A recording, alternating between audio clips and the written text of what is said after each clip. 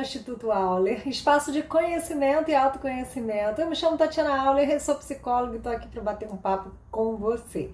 Hoje o assunto é: eu brigo com quem eu amo. Por que será que isso acontece? Quando a gente fala sobre amor, a gente logo imagina algo sutil, algo leve, tranquilo, uma relação romântica, onde a gente tem uma cumplicidade, onde a gente está ali com o outro e numa satisfação, numa alegria, numa leveza, mas a gente sabe que não é bem assim, né?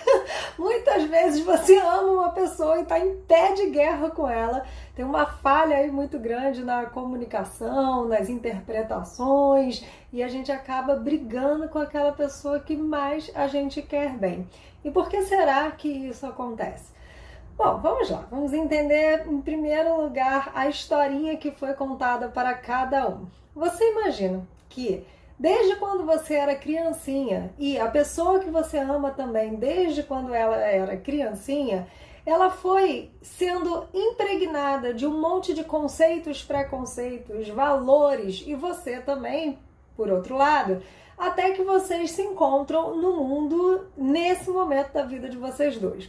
Só que no dia de hoje, né, quando vocês começam a conversar, a falar sobre as coisas da vida, a concordar, a discordar, todo esse conteúdo anterior, ele acaba se tornando presente. Às vezes a gente tem uma falsa ideia de que o que aconteceu lá atrás, na nossa infância, tem tanto tempo que não interfere nos dias de hoje.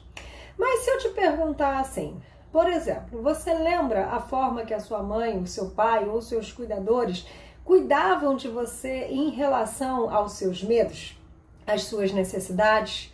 Quando você queria expor algum sentimento, como eles te acolhiam? Eles te acolhiam ou eles simplesmente te ignoravam? Quando você tinha alguma dificuldade, eles te encorajavam ou eles te diminuíam? Ou eles diziam para você que você não é capaz, deixa isso para lá, te diminuíam no sentido de não valorizar as suas potências. Eles conseguiam dar a mão para você e atravessar os desafios da vida, ou de certa forma eles tomavam a frente de tudo e resolviam por você.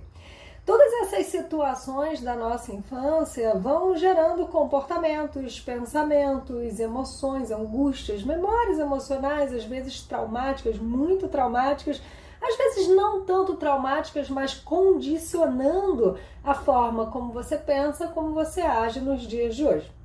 Aí você encontra aquela pessoinha que você se apaixona e daqui a pouco você desenvolve um amor incrível por ela.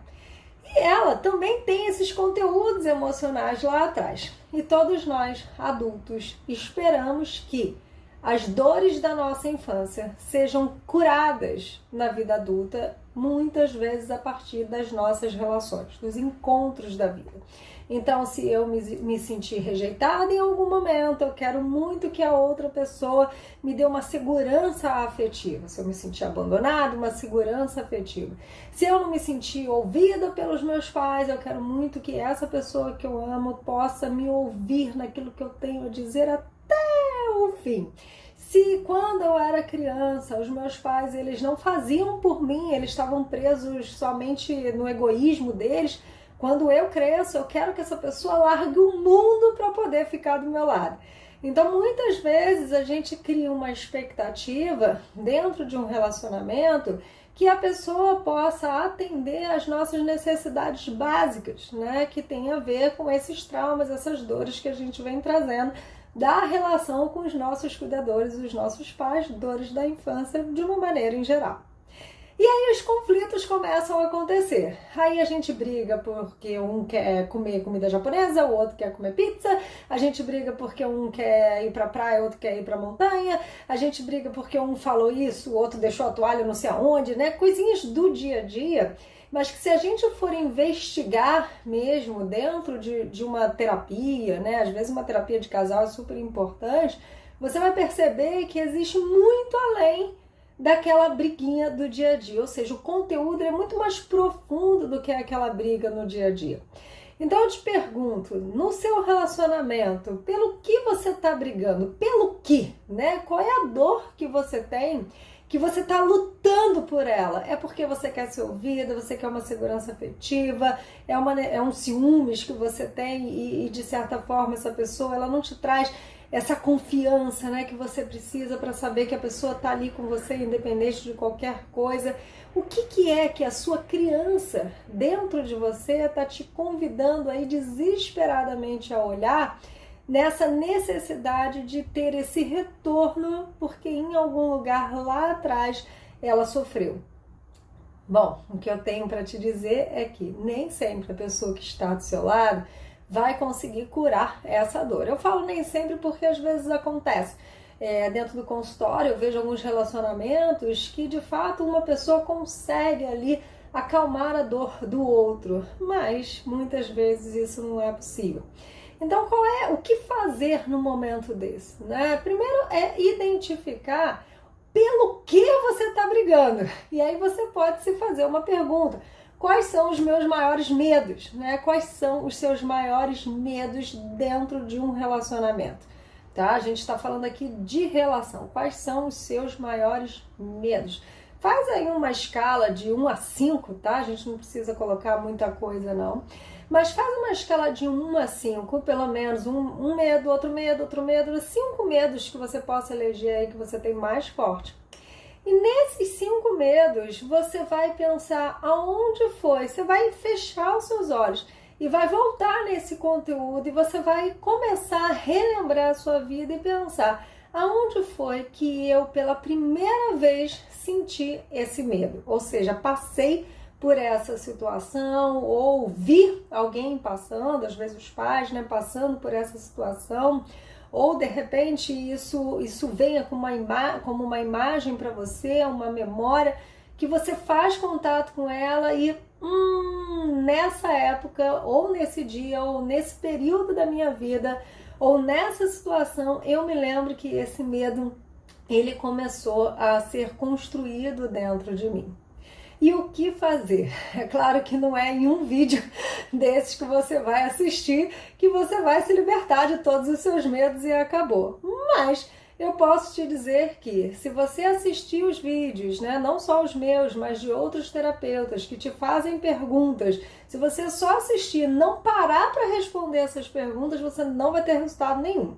Mas se você ao menos, por exemplo, eu te pedir para eleger 5 medos, se você ao menos der um pause nesse vídeo agora e fizer isso, né, parar, eleger os 5 medos, voltar nesse momento da sua vida e perceber onde isso começou, você vai começar a ter uma tomada de consciência e aí sim as mudanças começam a acontecer. Então eu falo sempre isso: se você escuta uma pessoa falando sobre autoconhecimento e não coloca em prática, é uma questão de você poder também correr atrás dos seus resultados, tá? Então, como eu ia falar, não é em um vídeo provavelmente que você vai resolver as suas dores, né? Mas se você fizer o exercício pode te ajudar. Um bom trabalho de autoconhecimento, se você está num relacionamento, uma psicoterapia, né? Um atendimento de casal ou um atendimento individual para você trabalhar os seus medos. Mas isso quer dizer o quê? Né? Que eu vou ficar falando sobre o meu pai e a minha mãe? Mas eles já morreram, mas eu nem sinto mais nada disso por eles, né? Agora já é tudo diferente. Não é bem assim. Você vai falar e recontar a história para você mesmo no sentido de revisitar essa memória emocional e entender por uma nova perspectiva o que foi que aconteceu. E também olhar nos dias de hoje como essa historinha que foi contada para você, que você experimentou, está armazenada dentro da sua memória emocional, como que ela atua nos dias de hoje nos seus relacionamentos. Mas e aí? E aí que junto com o seu terapeuta você vai poder pensar num comportamento adaptativo. Eu trabalho com a terapia cognitiva comportamental, com a neurociência do comportamento e a psicologia positiva. Então, por isso eu estou falando desta maneira.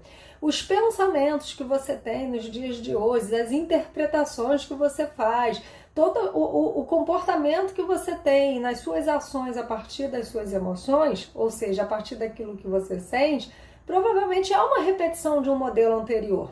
E hoje você tem total possibilidade de mudar. Quando você ganha consciência e você começa a mudar esse processo, né, de funcionar a maneira como você funciona internamente e externamente, aí sim a qualidade dos relacionamentos eles começam a ficar mais saudáveis. Ah, Tati, mas depende só de mim? Claro que não, depende do outro também. Bom, eu costumo pensar da seguinte maneira: se você começa a mudar, começa a ficar bem, começa a entender de maneiras diferentes o que você precisa para a sua vida, para que você fique feliz, e o outro não te acompanha nessa mudança, é comum às vezes a relação ela ter um fim. Se você percebe que o outro ele tá te acompanhando, e por mais que demore um pouquinho, cada um tem o seu ritmo, é muito legal, porque os dois podem caminhar juntos para uma nova etapa do relacionamento. Tá? O importante é você não se abandonar, no sentido de não abandonar as suas dores, de visitar essas dores e entender o que está acontecendo dentro de mim que faz com que eu projete essa dor no outro numa tentativa de que ele cuide da minha dor. Calma aí, deixa eu cuidar da minha dor. E aí, com certeza, vai ser melhor para você, tá? Bom, se você não está inscrito no canal, se inscreve no canal. Se gostou desse vídeo, curte. E se você quiser deixar algum comentário, deixa aí que eu já te respondo. Eu vou ficando por aqui.